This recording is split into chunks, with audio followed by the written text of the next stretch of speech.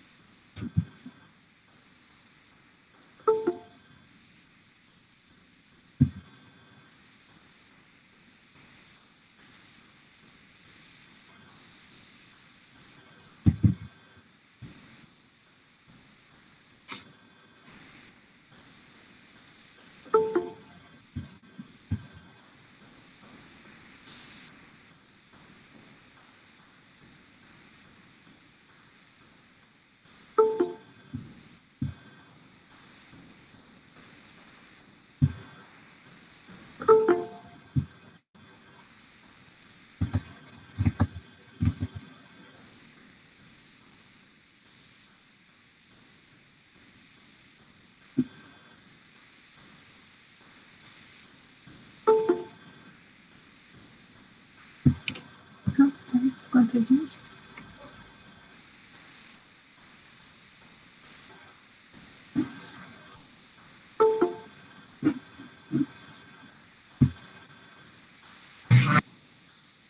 Olá, que tal? Buenas tardes a todos. Buenas tardes, doutor. Que tal? Vamos a empezar. No sé si hay mucha gente para entrar todavía o nos están pidiendo para participar. Perdón por el atraso. Y mi cámara está un poco mal, está un poco travando. Hay gente entrando todavía. Voy a esperar más uns 2 minutitos y ya vamos a empezar, ¿sí?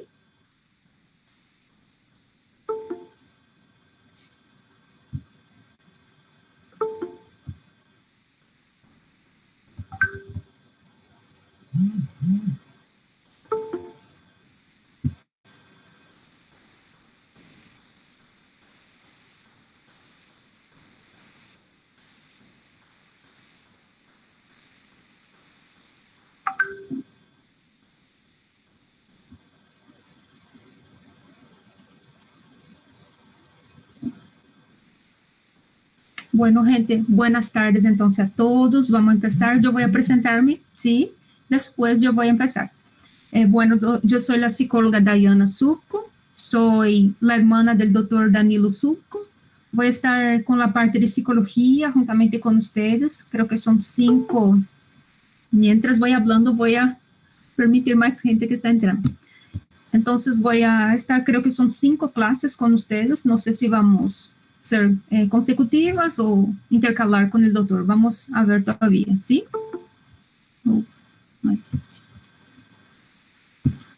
Bueno, entonces yo soy licenciada en psicología y tengo posgrado en salud de la familia, atiendo desde la crianza, los niños hasta los de edad mayor, ¿sí? No sé si...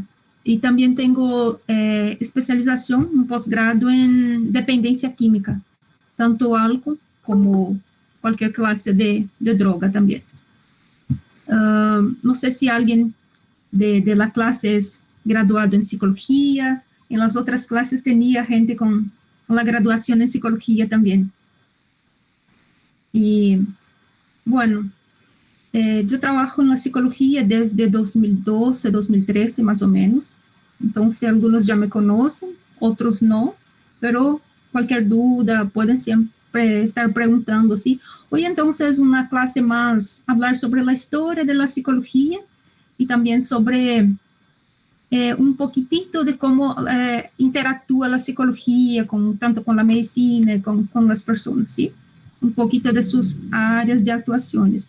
Al final yo voy a hablar un poquitito de lo que acostumbramos, aquí quiero más que ustedes aprendan, ¿sí? Pero son cosas más simples, no necesitan saber de allá atrás, muchas cosas no es para tanto para el área de la medicina, ¿sí? Entonces, como son estudiantes de medicina, voy a apuntar las cosas que más necesitan. Y entonces, no sé si hay mucha gente para entrar para yo empezar. No sé si saben si hay muchos, creo que están en 45. Sería más o menos eso, la cantidad, más gente entrando. Doutora, somos 99. Uh, Normalmente entra entre 60 y 70. Tal vez poco ah, menos. bueno, tranquilo entonces. ¿Ustedes ya tuvieron una clase con doctor Succo, sí? ¿Uno nomás o otros? Más que uno. Dos clases. Ah, dos clases. ¿Y qué temas fueron?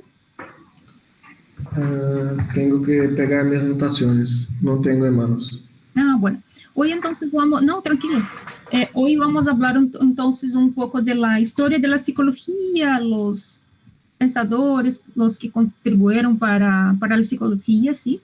Y voy a pedir perdón porque mi español no es tan bueno, pero estoy intentando, ¿sí? Cualquier cosa ustedes me ayuden, por favor. Y cualquier duda me pregunten, ¿sí? No puedo no la estoy viendo, ni mi cámara tampoco está apareciendo bien. Pero me escuchan bien, ¿verdad? Vemos y oímos usted. Ah, bueno.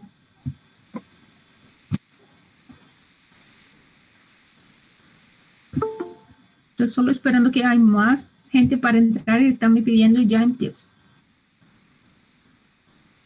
La clase va a tardar en torno de una hora. No sé si quieren dar 30 minutos, una pausa de un 5 o 10 minutos o todo enseguida. ¿Qué es lo que ustedes tienen el hábito? ¿Qué es lo que prefieren? Todo. Bueno, todo seguido. Bueno, 3 personas. Bueno, pero van a mirar que yo voy a parar para tomar mi cafecito, ¿sí?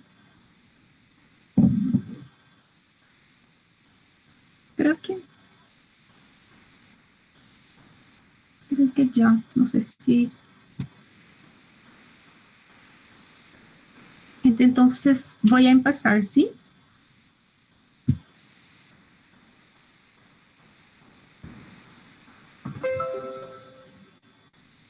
Bueno, entonces ya me presenté.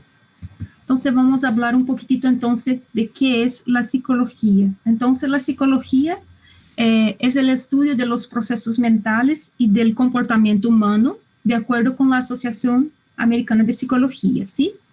Entonces, siendo la psicología una ciencia que estudia la mente, cómo funciona la mente, cómo afecta la mente en determinado comportamiento, como que va a describir y explicar todos los aspectos del pensamiento, sentimiento, percepciones y las interacciones con el ambiente físico y social.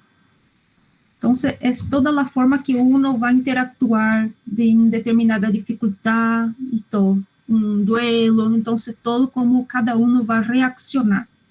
Entonces, hablando así de la palabra proviene entonces del griego, ¿no? Que sería el psique, que viene de la alma o mente, que mente para ellos o alma antes era algo así como inorgánico y que no era visto como la esencia de la persona. Entonces, para ellos sería la esencia de la persona. Y logos viene de ciencia, estudio. Entonces, sería el estudio de la mente o del alma. María Luisa Teles, en su artículo en 2003, define la psicología como una ciencia que busca comprender el hombre, sus comportamientos, y a fin de facilitar la convivencia consigo propio y con los demás. Entonces, ustedes van a perceber que muchas veces tenemos algún problema con un compañero o con un profesor, con alguien, entonces la psicología está ahí para ayudarles a enfrentar cualquier dificultad, cualquier comportamiento que ustedes no aceptan en sí mismo o en el otro, y todo eso. Entonces, la historia de la psicología, ¿no? La psicología es una ciencia nueva, pero no es tan nueva así. Miren que viene ya 300, 400 años, ya antes de Cristo, ya estaban estudiando la psicología, pero claro que era dentro de la filosofía. Aristóteles, que era un alumno de Platón, él surge entonces para él alma y cuerpo que no son entidades separadas. Entonces para él eran una cosa solo. Y el alma era una naturaleza real, física y también orgánica. Después, ya 354 años después de Cristo, los santos Agostino y Tomás de Aquino eran dos teólogos, santos, escritores y filósofos.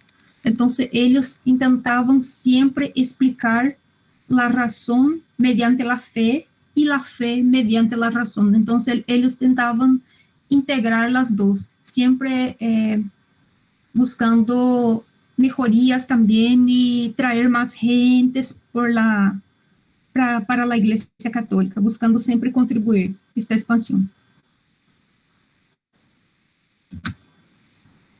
Después ya vino una persona muy importante para la psicología y para muchas áreas ahí, también la filosofía y muchas otras, que es René Descartes. Muchos ya oyeron hablar de él, ¿no?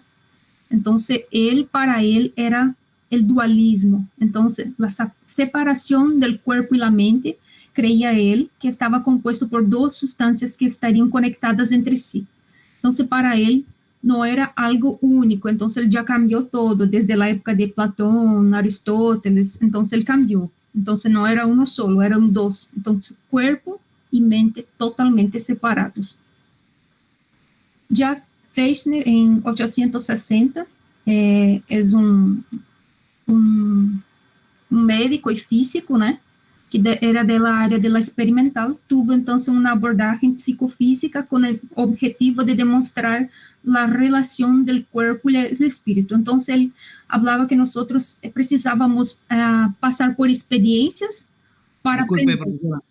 Hay chicos que están queriendo entrar a clase y está pidiendo que los acepte, por favor. Oh.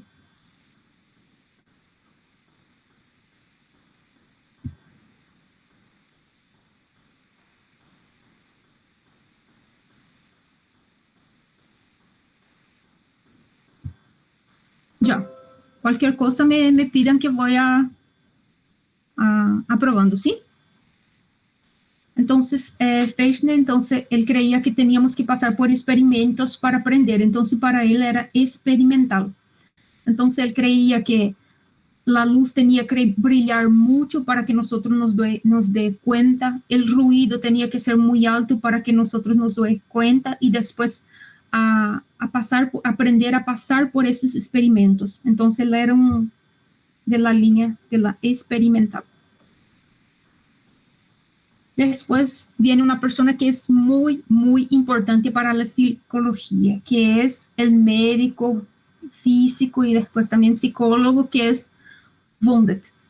Él atribuyó el título de fundador de la psicología como ciencia experimental, ya que en 879 fundó el primer laboratorio de psicología en la Alemania. Entonces, Wundt, que es considerado, ¿no?, el padre de la psicología. Entonces, él que sacó la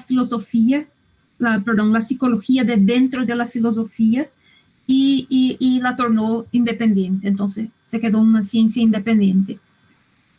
En la misma época, unos tiempos más, William James, ahí ya en los Estados Unidos, un fundador de la psicología funcional, que defendió el estudio de la adaptación del ser humano. Era creo que hay más gente para entrar un rato. Así.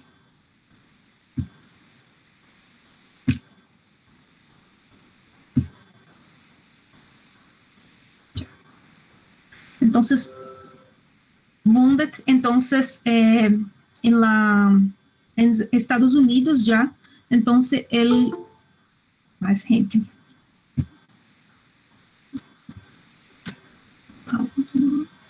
Sí. Perdón, es que cada vez que tiene alguien para entrar, tengo que pausar y ir para otra tela, que mi computadora no está tan bueno. Y entonces, volviendo para James, entonces era la adaptación del ser humano. Entonces, para él no era experimentos. Entonces, él tuvo una aversión por la ciencia de Wundt. Entonces, para él era la forma que cada uno se adaptaba. Entonces, no importaba la circunstancia, el medio social, pero teníamos la capacidad de adaptarnos. Entonces, es una forma de pensar que hasta hoy muchos psicólogos siguen, Entonces, él tiene unas frases en muchos libros de autoayuda que hay, unas citaciones de él, hablando que el cuanto el individuo quiera va a conseguir. Si quiere ser bueno, va a ser bueno. Si quiere ser excepcional en su carrera, va a ser excepcional. Si quiere tener plata, va a tener plata. Pero tiene que querer y se adaptar a hacer lo que necesita hacer para conseguir y que es capaz. Entonces, él fue una persona muy importante para la psicología. Después vino Teichner, de su teoría estructuralista, creía que el único objeto legítimo de la psicología debería ser descubrir los factos estructurales de la mente y estudiarlos. Afirmaba que la psicología debería buscar la naturaleza de experiencias conscientes elementares para determinar su estructura a través de las partes que la componen. Entonces, él decía que la forma estructural, hasta tiene un ejemplo que él habla que nosotros no podemos mirar, por ejemplo, estudiar una parte. Trae el ejemplo del ladrillo, ya les voy a contar. Por ejemplo, no puedo estudiar una parte sin saber toda la estructura, cómo funciona. Por ejemplo, el ladrillo, no puedo mirar el ladrillo, el hierro, y si toda mi construcción, cómo funciona mi construcción, mi casa, esto que es el más importante. Entonces, es una teoría también que hasta hoy muchos utilizan. Creo que hay más gente para entrar.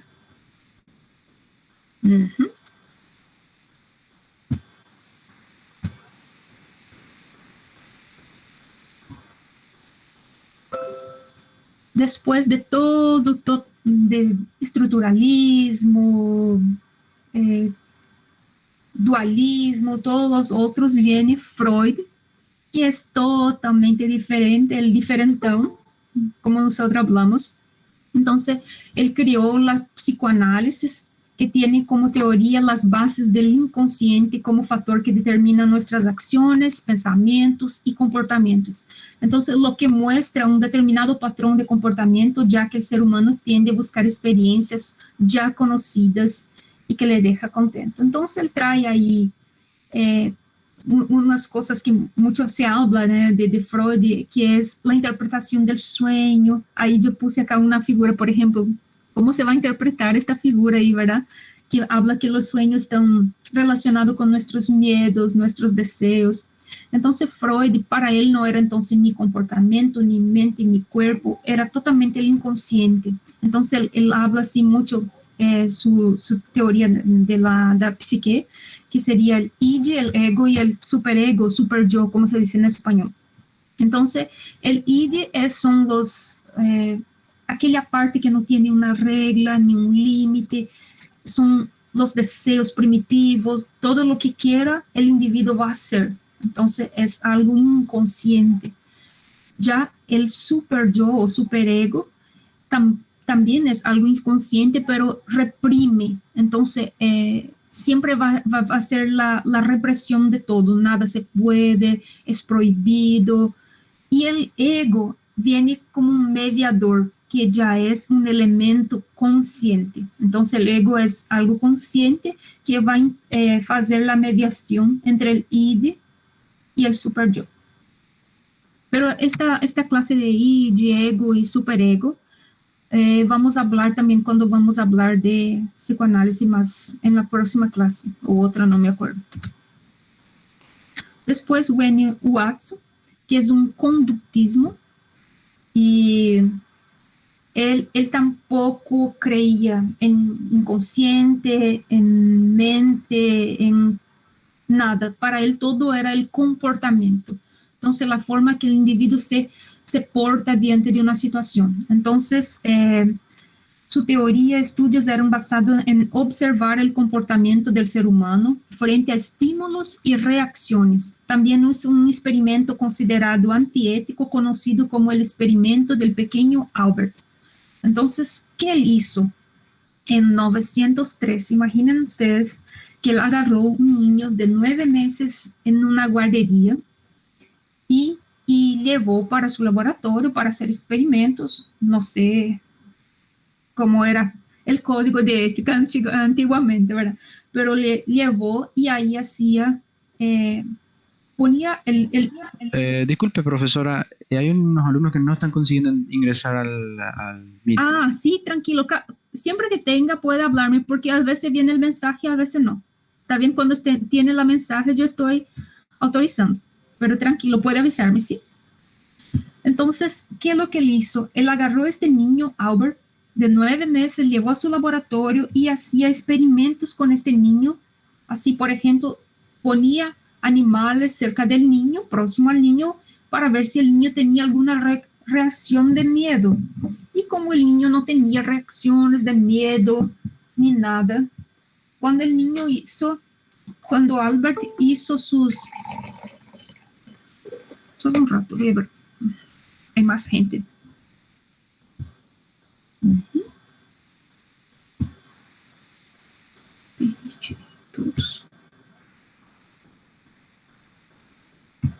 Entonces, cuando este niño completó sus 11 meses, ¿qué hizo él? Él empezó a poner el niño cerca de los animales, como perro y otros animales, y hacer ruidos. Y por si acaso, el niño empezó a llorar. Entonces, él consiguió probar que su teoría estaba correcta y desde entonces empezó el comportamiento. Y para él, el comportamiento, entonces, nada es importante a no ser el comportamiento que una persona tiene. Más gente, solo un rato. Que la persona tiene mediante, entonces, que una persona tiene mediante los estímulos, o negativos o positivos. Entonces, para él era el comportamiento. Y después vamos a ver que tiene otros que siguen semejantes. Aquí sería Ivan Pavlov, un conductista también, y él creó el condicionamiento clásico, responsable por un experimento de salivación de perros expuesto a estímulos paladares, tales como los perros fueron condicionados. ¿Qué es lo que hacía él? Es semejante a que el otro autor hacía, pero él hacía con perros, pero eran estímulos. Entonces, ¿qué es lo que hacía él?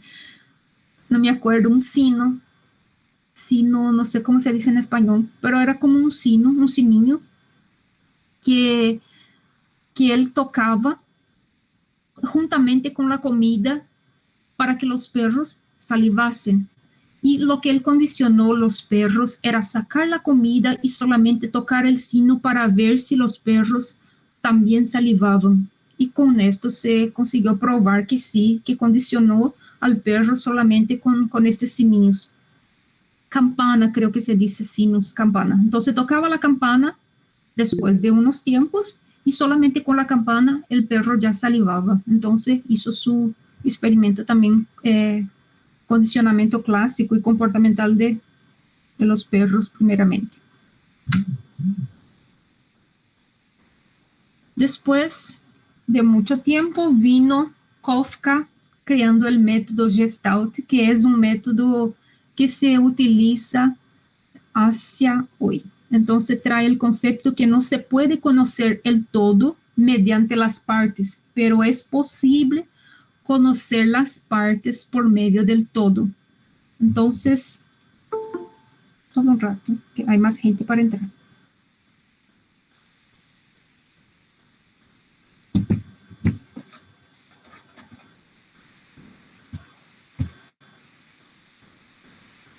Permitir todos. Bueno, entonces, Gestalt, então, él dice entonces que no se puede entonces conocer el todo mediante las partes, pero sí es posible conocer todas las partes mediante un todo. Esto es una forma de nosotros pensar que a veces nosotros miramos un determinado comportamiento en una persona y ya empezamos a rotularla, ¿verdad? Queremos decir, por un determinado comportamiento, aquel es depresivo, o tiene un trastorno de personalidad, o entonces tiene es un antisocial, o es un ansioso, y no podemos ser así. Tenemos que conocerle mismo y entonces conocer todas sus partes. Entonces, él habla un ejemplo, si veo, por ejemplo, 3 líneas en momentos diferentes, voy a ver por un lado, voy a ver por otro lado y después por otro lado. Voy a mirar nomás 3 líneas, pero si junto las 3, voy a formar un triángulo. Entonces, no podemos ver el triángulo, no podemos ver el triángulo si miramos solamente las partes separadas. Tenemos que siempre mirar como un todo. Pero este es un ejemplo para nosotros sobre las personas. Después vino Skinner, también un conductista, ¿verdad? Que hacía la afirmación que los procesos mentales eran tonterías y él creó su experimento, las cajas de Skinner. Él mismo hacía estas engenhocas, estos experimentos, estas cajitas, muchas cosas él hacía, y uno de estos es utilizado hacia ahora. Por ejemplo, cuando yo me recibí en 2013, nuestra turma, y creo que más algunas 3 turmas después, utilizaron también las cajas de Skinner. Hoy no se utiliza más. Entonces, ¿qué hacíamos? Que es la misma cosa. Hacíamos, poníamos los ratones dentro de la caja, tenía ahí una alavanquita, y el ratón tocaba la alavanquita, la comida caía, y la agua y comida al ratón. Entonces, esto llamamos de refuerzo positivo. Y después, para hacer el refuerzo negativo, para que el mismo no haga más, ¿qué hacía? Como era una descarga eléctrica. Entonces, después que el ratón ya estaba totalmente condicionado a tocar la alavanquita y comer y beber su agua, se cambiaba el estímulo. Y esto hacemos muchas veces con los niños para que saquen buenas notas. Si sacar nota tal, o si no recursar al final del año va a ganar tal cosa.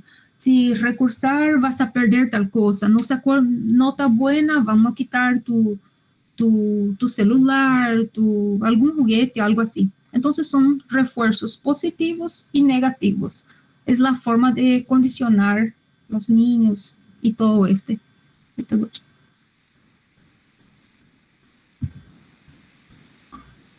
Después, en esta historia hablamos un poquitito de Maslow, que creo que todos ya conocen la pirámide de Maslow.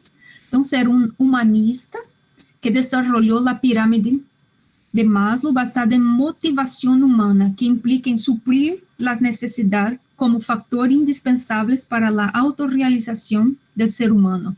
El ser humano está siempre en busca de una nueva necesidad, sea ella básica o no, para autorrealizarse.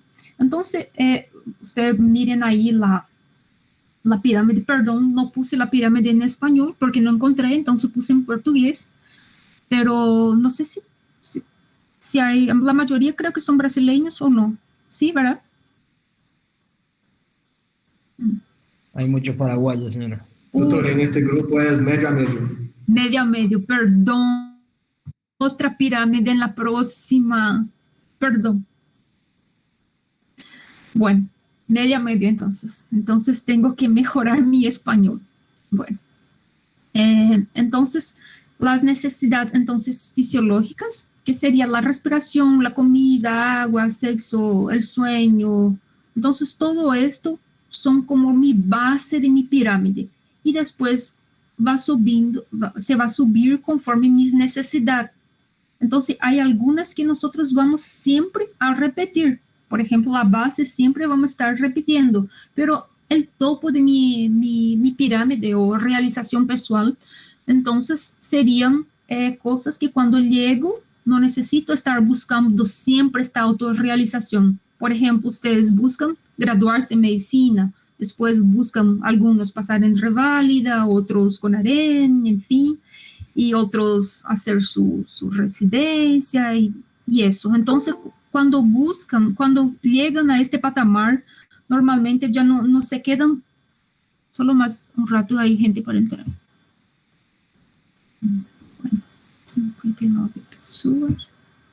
Entonces, es la forma que él trae como nuestra realización. Entonces, si ustedes encuentran, por ejemplo, un andarillo ahí por la calle que no tiene una casa ni nada, ¿qué es lo que él va a buscar siempre?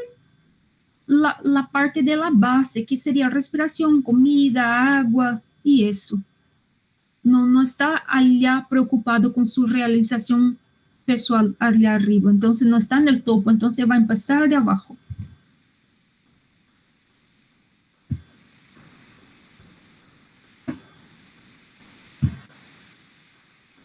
Bueno, después vino el humanista Sartre, reconocido por su obra El existencialismo, que contestó sobre el subconsciente de Freud y quita la idea de determinismo, incluso el religioso. Entonces piensa diferente.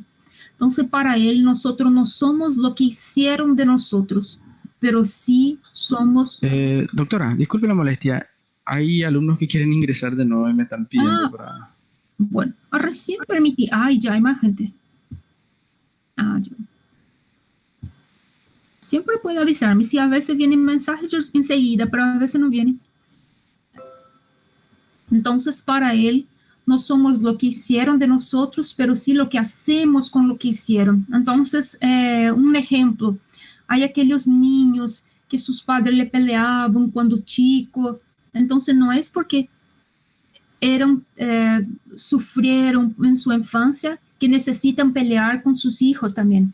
No, ¿entiende? Entonces no podemos, no somos lo que hicieron, y sí lo que yo voy a hacer hoy, de mi realidad. Entonces, hasta hoy, así utilizamos mucho en la psicología esta área humanista. Entonces, otro ejemplo, aquel niño que vía, era mucho común antes, ¿verdad?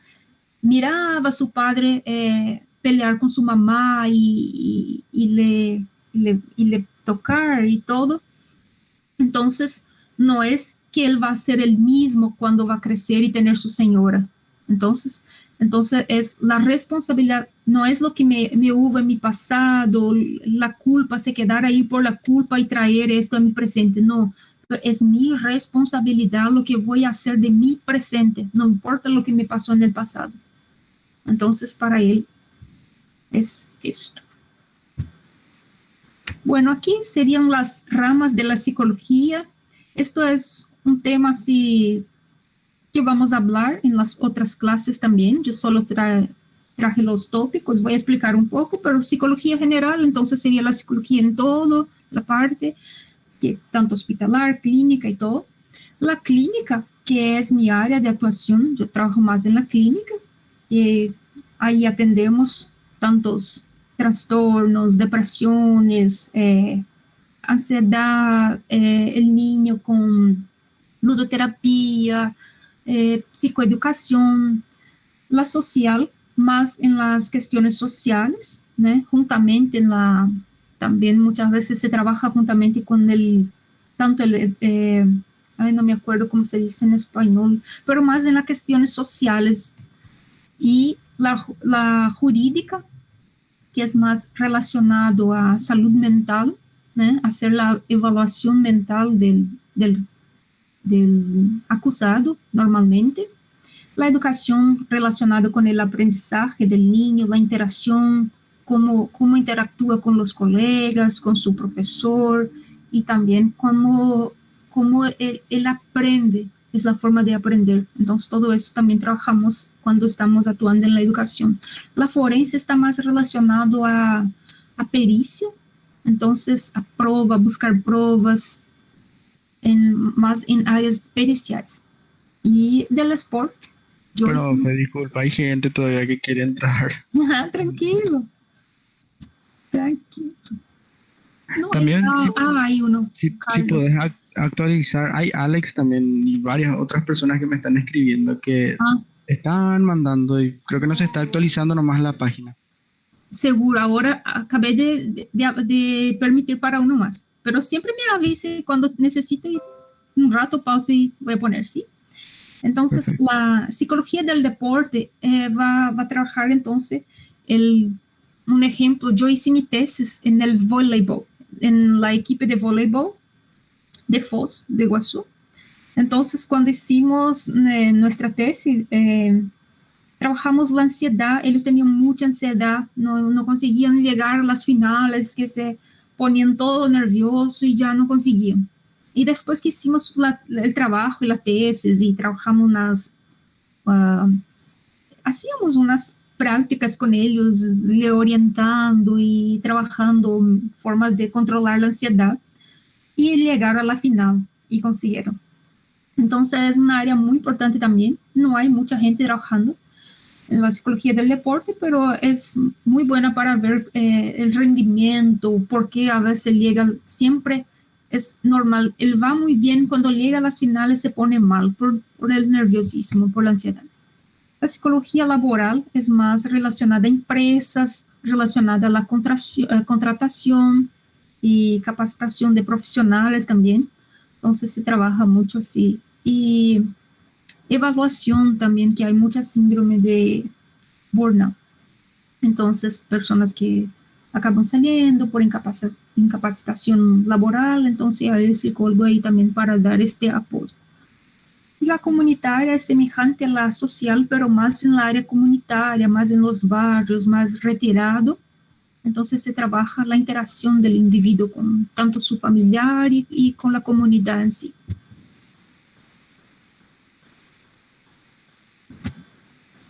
Aquí son los métodos de investigación de la psicología. Voy a pasar uno por uno, leer un poquitito. Entonces, la investigación puede ser experimental, que sería una o más variables, se manipulan sistemáticamente y se estudia el efecto que esta manipulación tiene en otras variables. Investigación correlativa, que emplea métodos estadísticos para examinar la relación entre dos o más variables. Semejante a las otras, observación natural, que va a observar la conducta y el ambiente donde ocurre naturalmente. Documental sería un levantamiento de informaciones en documentos, materiales, como libros, artículos. Encuesta, muchas veces se usa, cualquier pesquisa que se va a hacer, por ejemplo, ahí en Paraguay, se usan mucho las encuestas, ¿verdad? Entonces, se utiliza y se quieren hacer una pesquisa de los estudiantes de medicina del 5º año de la UP. Hay más gente para entrar, creo. Sí. Alex. Vamos lá. Entonces, Doctora, ¿sí? ya consiguieron ya ingresar. Sí, recién ya le permití. Para mí no hay más gente. ¿Será que hay más todavía? Aqui não me há nenhuma. Sei lá, mas eu tô mais de meia hora tentando entrar nesse trem aí. O Alex? É. Pero ahora no me vino la mensaje. Y cada poco estoy probando uma pessoa ou outra e... Ah, tá, agora entrei então, obrigado. Imagina. Perdón. Bueno, entonces, las encuestas, que sería un grupo numeroso de participantes, que se le formula encuesta, un formulario, una entrevista. Entonces, pregunta semi-estruturada o no, y así se va, para hacer, por ejemplo, de los alumnos del 5º año de la UP de Franco, ¿cuántos son paraguayos? ¿Cuántos son Brasil? ¿Cuántos ya tienen una formación académica? O quiero saber cuántos quieren hacer el CONAREM para hacer una pesquisa, y así es. Estudio de caso, que es seleccionado un individuo o grupo de personas con ciertas características, esto ya más en la área de la medicina, y se estudia el caso individual, pudiendo compararlos. Aquí vamos a hablar un poquitito de la psicología médica, pero no es la psicología hospitalaria, ¿sí? Es la psicología médica, sería cómo vamos a utilizar la psicología en cuanto médicos, ¿sí? Entonces, creo que la última clase que les voy a dar va a ser sobre psicología hospitalaria, cómo voy a informar un óbito, cómo voy a trabajar el duelo y todo esto, pero no. Entonces, voy a leer y voy a explicar un poquitito, ¿sí? Entonces, la psicología médica busca la prevención de la iatrogenia en la relación equipo de salud y el paciente. Entonces, no es el psicólogo y el paciente, no, es la equipo de salud, la forma que va a interactuar y trabajar principalmente en la prevención con los pacientes. Es también un desarrollo de operacionalización, qué palabra larga, de conceptos psicodinámicos dentro del ambiente hospitalar, específicamente con el objetivo de intervenir directamente en la relación establecida entre los agentes de salud, sus enfermos y familiares. Entonces tengo que interactuar con los demás, no es porque el paciente vino conmigo, yo solo voy a derivar nomás para mi compañero y nada más. Entonces tengo que tener el contacto, después hablar con mi compañero que va a cuidar del paciente, después hacer un acompañamiento para ver cómo está este paciente, ¿entienden? Entonces tengo siempre que trabajar en conjunto con mi equipo de salud. Esto tanto en Paraguay se utiliza cuanto en Brasil también. El SUS, ¿quién va a trabajar el SUS? ¿Quién va a prestar prueba de reválida? También se cobra esto. Tenemos que trabajar siempre en conjunto. Entonces, todo el médico puede proporcionar psicoterapia a sus pacientes y debe estar bien preparado para desarrollar tal función. Ser capaz de identificar las características personales del enfermo, no solamente su enfermedad. Entonces, no es porque mi paciente, por ejemplo, muchas veces nos pasa, estamos haciendo una pasantía, ustedes van a hacer su pasantía el próximo año, ¿verdad? Pero están haciendo una práctica, por ejemplo, ahí en el Hospital de Franco, y viene una persona ahí con un determinado problema, alguna cosita que ustedes piensan que está haciendo poco caso, es cualquier cosa, y viene otra semana, viene de nuevo, entonces ustedes tienen que interactuar con los compañeros para intentar hablar con la persona, ver qué es lo que pasa, por qué está buscando, qué es lo que está pasando con ella. Entonces tengo que no solo ver, su problema es su pie diabético. No, puede ser que tenga más cosas y tengo que tentar ayudar. Entonces, las técnicas, discusión en equipo de salud, entonces ustedes van a hablar con el médico, con la licenciada, van a hablar con otros profesionales a fin de ayudar al paciente. Entonces, cambio de experiencias, ustedes van a cambiar su experiencia. Yo tuve un paciente así asado, y por eso también solucionamos de esta forma. Entonces, siempre tienen que discutir y hablar para tentar siempre solucionar. Entonces, reuniones destinadas a diagnosticar y tratar. Porque este paciente a veces viene con un hoy, a veces está con su presión nomás alterada, viene con un médico hoy, ahí dentro de 3 días viene con otro, y no, a veces no se anota en su ficha ni nada, que ya pasó por ahí y nadie sabe. Y a veces el paciente ya está ahí un mes que podría hacer cosas, la prevención, y ya no se puede más prevenir y sí solamente tratar porque ya está más avanzado, ¿entienden? Entonces los objetivos, conectarse con las personas, escuchar y aprender con otros casos, explorar situaciones difíciles, redefinir habilidades importantes en la relación médico-paciente, entender el paciente como un todo,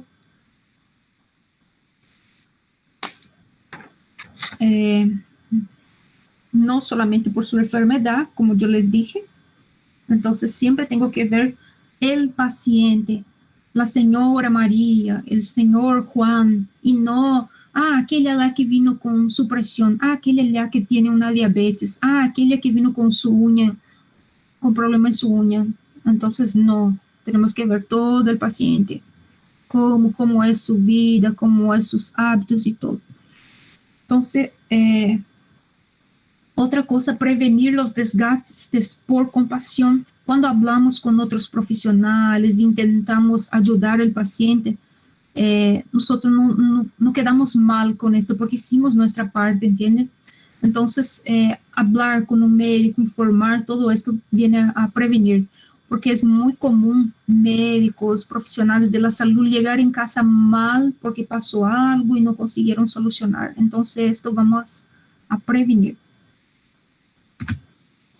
Ahora vamos a hablar más superficial de los trastornos de la personalidad. En la próxima clase vamos a hablar de personalidad. No sé si va a ser breve o no sé qué mes vamos a hacer, pero en la próxima sería sobre la personalidad y sus componentes. Pero hoy vamos a hablar un poquito de los trastornos, pero voy a ser superficial porque el doctor Suco también creo que va a dar esta clase a ustedes, ¿sí?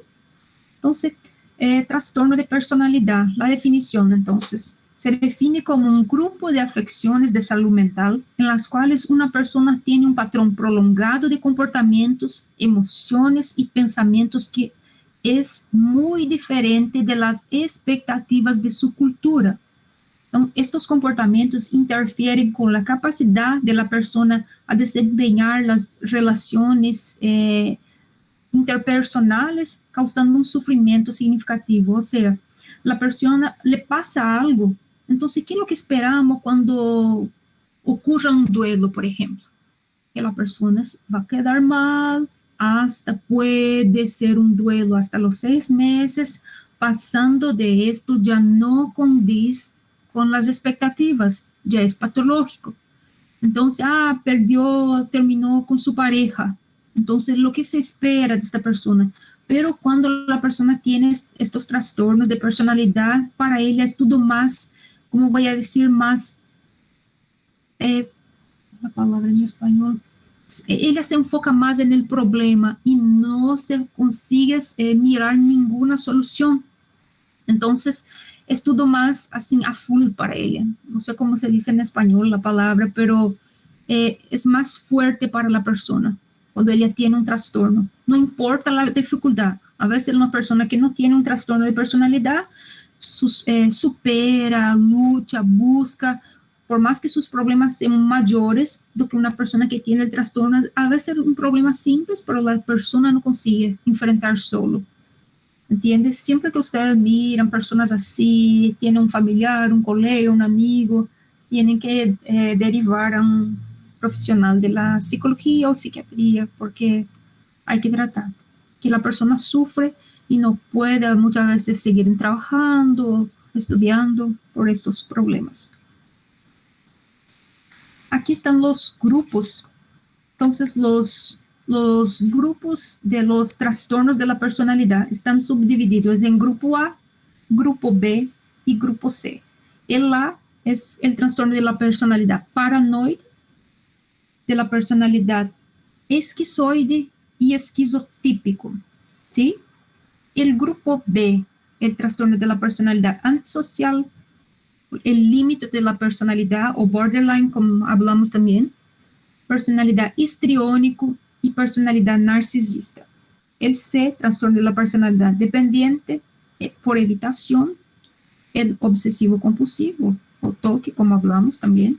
Entonces, estos son los grupos. El grupo A es más común en varones, ¿sí?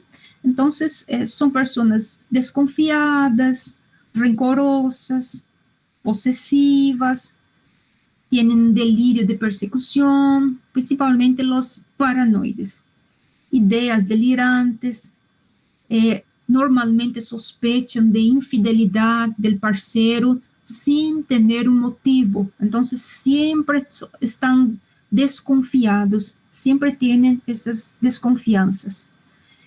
Y los esquizoides ya son un poco más aislados socialmente, incapaces de sufrir y no expresan así emociones ni positivas ni emociones negativas.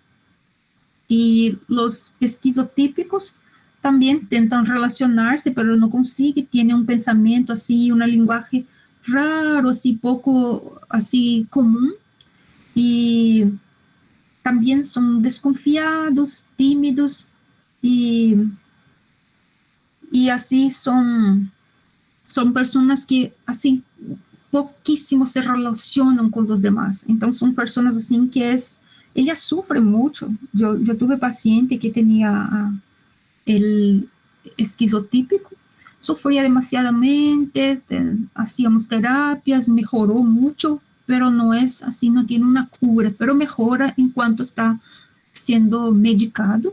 Pasaba también por el psiquiatra, estaba con su medicación y haciendo la psicoterapia.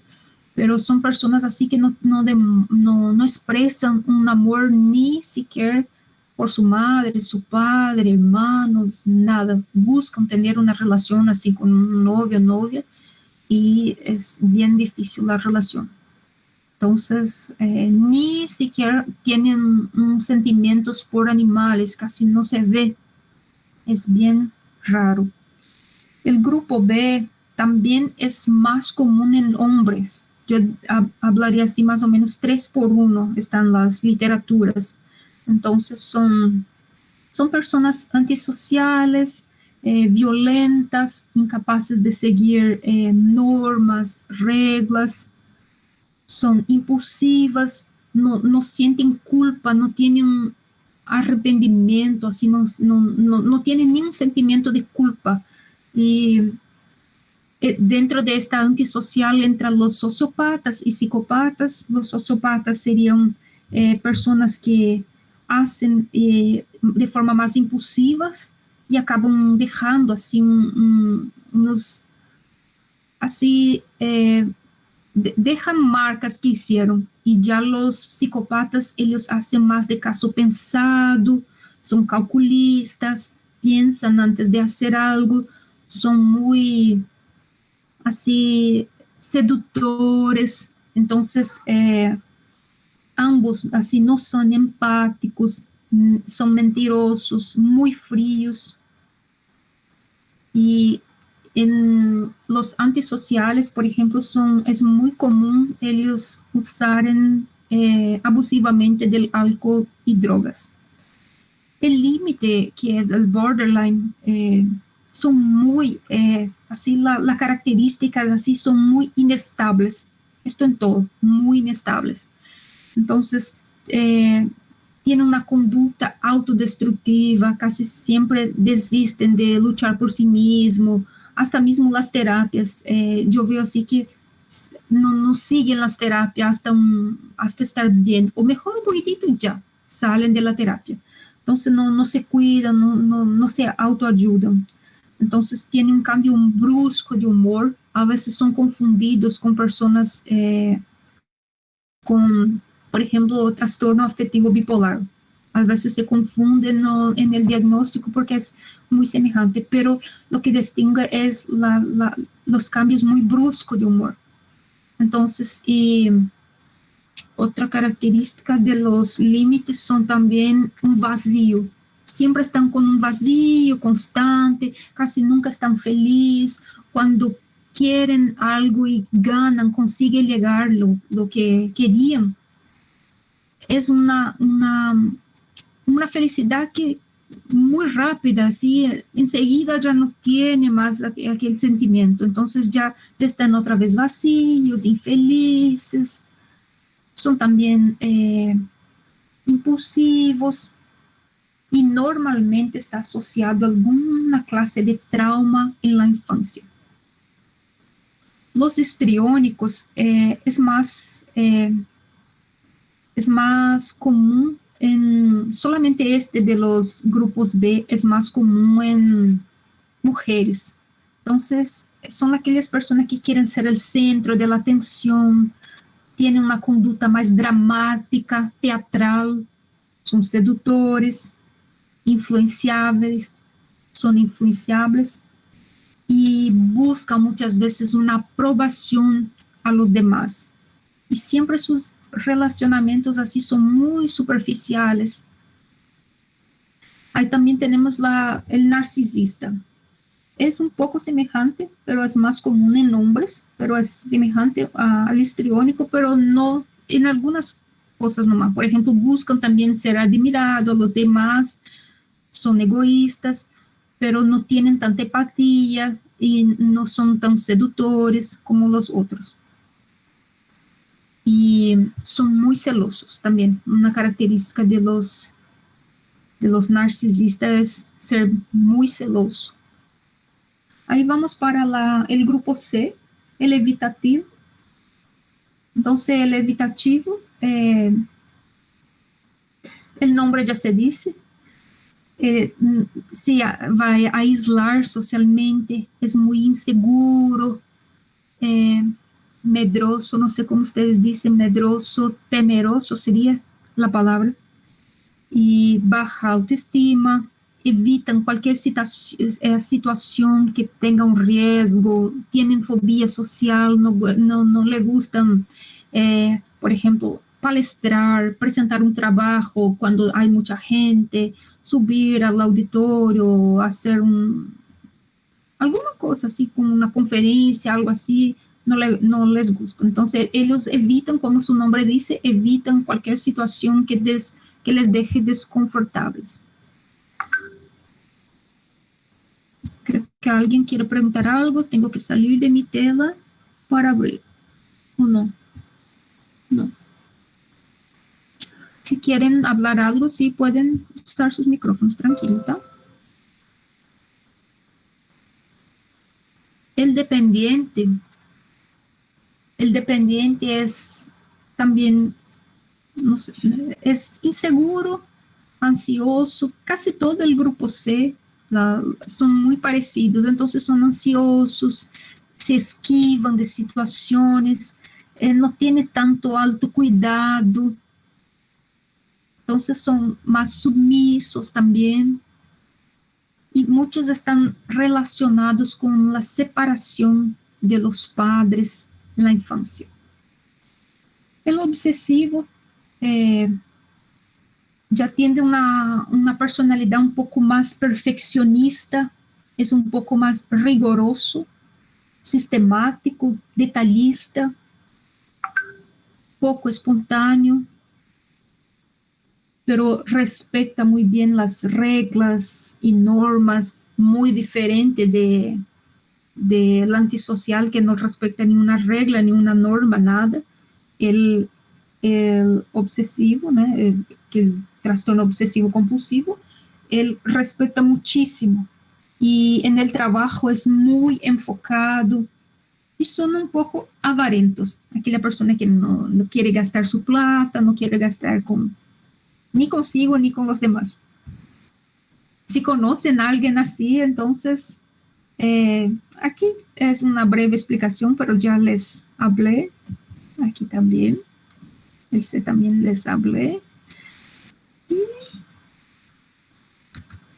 aquí es una frase que traje: todo el mundo piensa en cambiar la humanidad, pero nadie piensa en cambiar a sí mismo.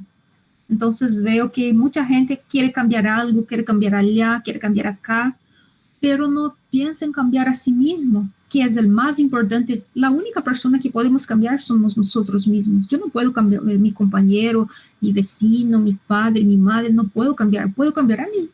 Si busco ayuda, si quiero de facto cambiar, voy a conseguir, pero los demás, no.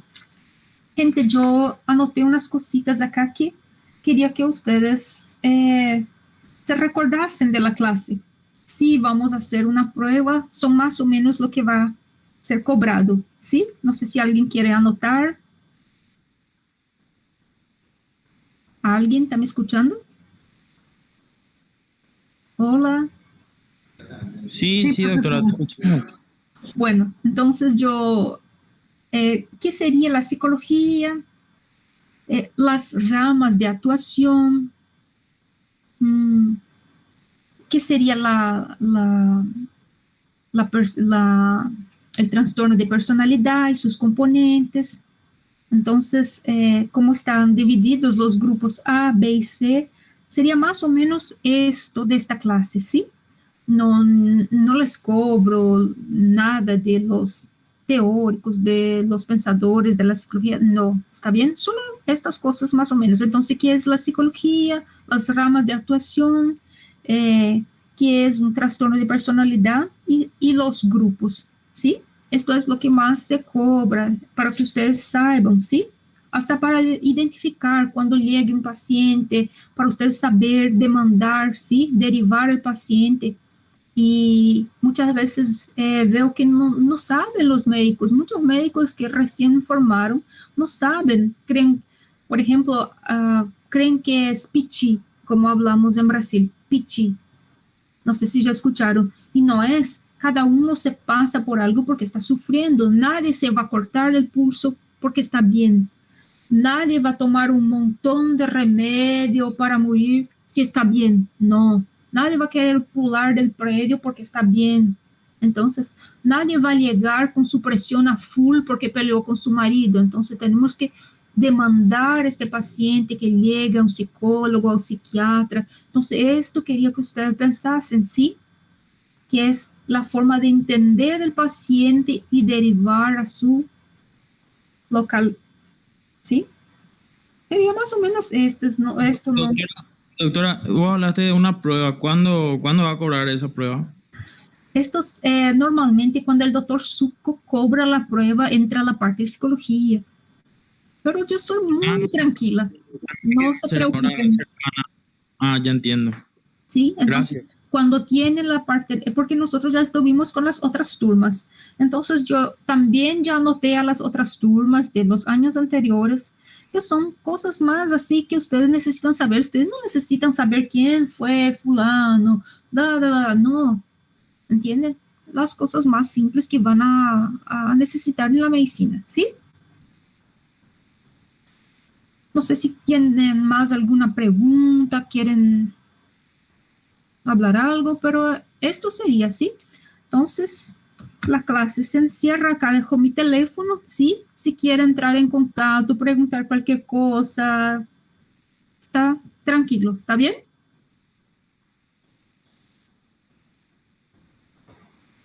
¿Estamos? Chao, gracias. Gracias, doctora. Gracias, doctora.